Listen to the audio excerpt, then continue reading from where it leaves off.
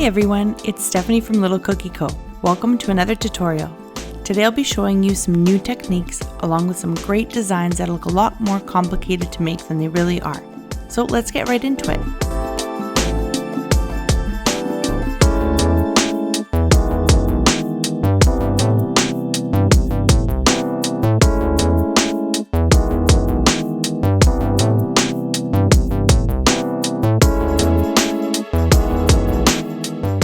So I'm going to need a paintbrush for my first step, and we're going to do a lip cookie. So I'm going to use my outline consistency icing here. The reason I'm using stiff icing is because I want the texture to show really well. I want those paintbrush strokes and I want a rough surface. I don't want a nice smooth surface. So I'm going to put a little bit at a time here because it does dry kind of quickly because it's thicker icing. So I'm just doing it in sections. And if you need more icing, you can go ahead and load it up and then brush it on. It is a little bit difficult to brush on because it is so thick, but I just want to cover the whole surface as best as I can.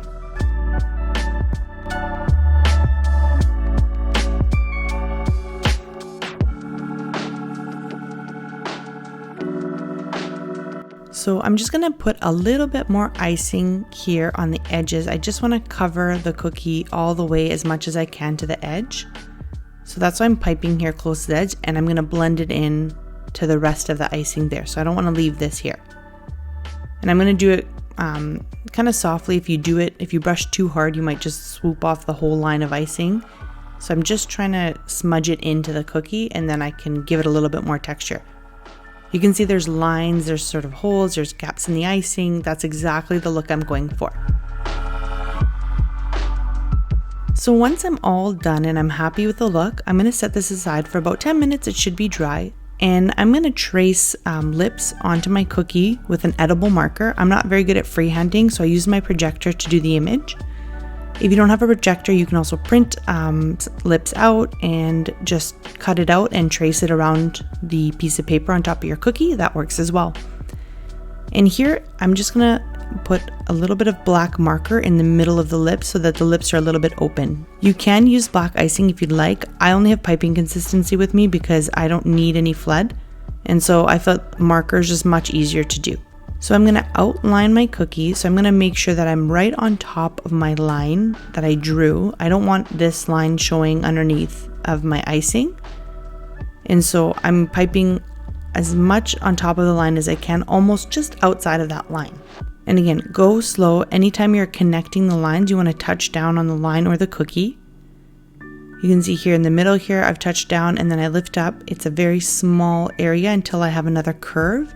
And so at the beginning of the curve, I touch down, and again at the end of the curve, I touch down. That way it secures my line of icing. So if I was in the air the whole time, then I wouldn't get a nice sharp stop or change in direction.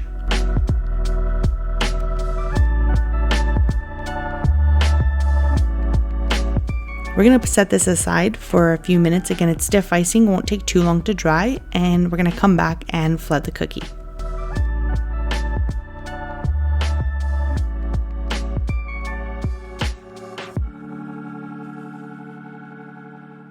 So I'm going to put a little bit of stiff icing here in the middle, and this is really to prevent craters. So if you don't have a dehydrator helps a lot with cratering as well.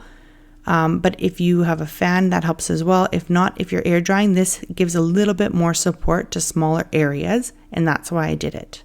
And so I'm just going to go ahead and slowly flood the top layer, and I'm just taking my time. I have a smaller hole than normal. It's not a huge area, so you want to have a small hole for a lot of control. If you cut a really big hole, your icing flows out too fast and you might not have enough control and overflood that section, and then your icing runs over your outline. So now, while the icing is still wet, I'm going to go in with my white flood and just tap a little dot and a little line on the top of the lip just to give it that shiny look. While it's still wet means that it's going to go right into the icing and be one flat layer instead of letting it dry and piping it on top. Now this is going to go in my dehydrator for a while. I'm going to dry this section and then come back and do the bottom section. The reason I dried it is so that there's a separation in the lips. If I flooded the bottom right away, the lips would just melt together and you really wouldn't see, a top and a bottom lip. So when I'm going into a section like this where you're going right next to another section with icing, I let my bag do the work. So I put the pressure and push the icing with my bag up to the other layer of icing. I don't, pipe right on top of where the icing ends. So that's the secret for those nice, clean, straight lines. And there you go. That's pretty much your basic lip cookie.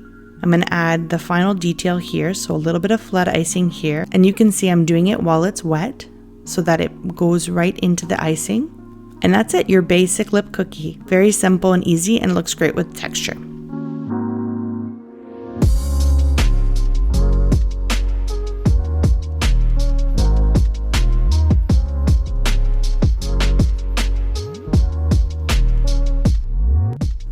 Okay, and on to our second cookie now. So I've got a basic plaque shape here with a lot of points and twists and turns. So I touch down, lift my bag up, and to keep these sort of bubble areas nice and sharp, I'm gonna overpronounce the bumps here. So you can see when at the end of the bump there, I'm going in further than the actual cookie stops to make sure that my icing doesn't flow and just kind of make that bump disappear. Sometimes when you outline the cookie perfectly, you lose those little details. And so now I'm going to come in with my flood. My outline has sat for a couple minutes, so it's dry now.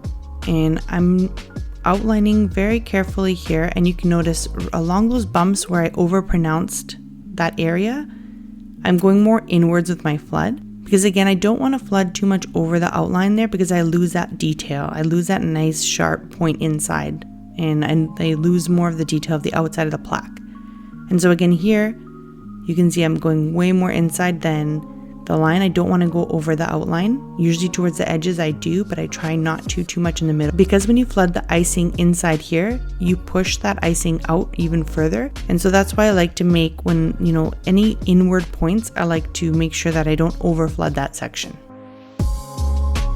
And here you have a nice perfect shape. It keeps nice pronounced sides. I'm just going with my scribe to make sure I pull all that icing to cover my outline. And I'm just using my scribe here to pull the icing over the outline and to make those points nice and sharp. And then we'll put this aside and let it dry and come back and do the next layer. So this is another paintbrush I have. It's smaller than the first paintbrush we used, just because my cookie's not as big as the first one. And so here I'm going to put some flood icing just on one side here. And I'm going to take my brush and just paint straight over and across my cookie. So I'm using my flood icing here because I don't want too much texture. I want it a nice kind of flattened surface because I will be writing over it. And it's easier to spread when it's flood icing. So you can add as much or as little as you want, depending what you're going for here. And then again, we're going to let this dry for a minute or two. It's a very thin layer, so it won't take too long to dry. And we'll come back and do our letters.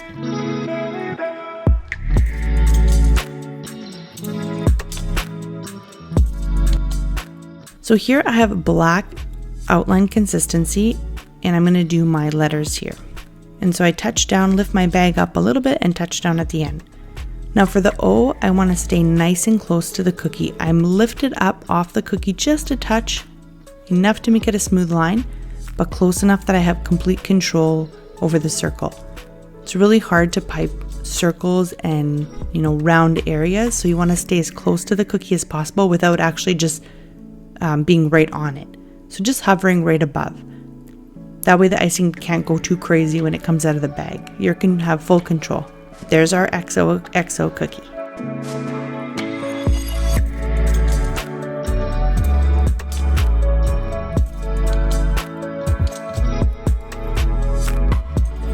And here we are at our last cookie. It's the double heart. So here we're going to keep it simple, but add a little detail to make it look a little bit more special. So with hearts, I like to start a little bit more inside than right around the edge. So on the top of the heart, where it sort of comes down, I like to start more inward with my outline. And same reason for the plaque is that sometimes those little details get lost when you flood them. And so I like to over outline or over pronounce the outline and those sections. And it's usually when it's like an inward point. You can see it better a little bit on the pink heart that I'm going to do now, that I start a little bit further down than where the cookie ends. In this way, it keeps the icing away from the edge and it gives it a little bit more pronunciation there. That line will almost cause a crease in the flood if you don't over flood it too much, and it'll give a nice heart shape. If you can't get right up to the edges of your cookies, don't worry. It comes with practice. And if your outline, you needed a thicker outline to have, more control with ease, then, make sure that you use a thicker outline, whatever works best for you. Now my outline has dried for a few minutes. I'm going to go in and flood it. These are pretty small areas, so it has a smaller hole than if let's say I was doing a lot bigger cookie. It gives me more control, and I'm not pushing really, really hard on the bag, especially around the outlines. In the middle here, you can tell there's more icing coming out, so I'm going faster because I'm putting more pressure. And I don't want to take too much time here, just enough to keep it wet, so that I'm going to go add my white detail here to make it look like a nice shiny heart.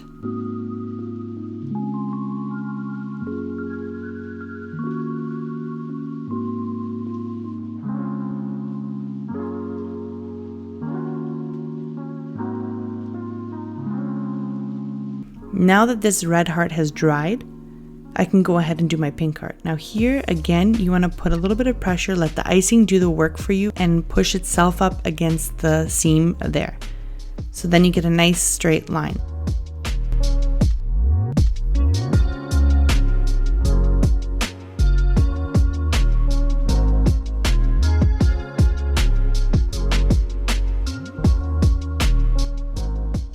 And again, we're going to add a little bit of white detail here with our flood icing while it's still wet. In here, once we have the little white detail there, we'll set this aside to dry, and that's our last cookie. And there you have it, some beautiful designs that are really simple to make. I hope you learned a few things in this video. Thank you so much for watching and all the love and support. And as always, happy baking!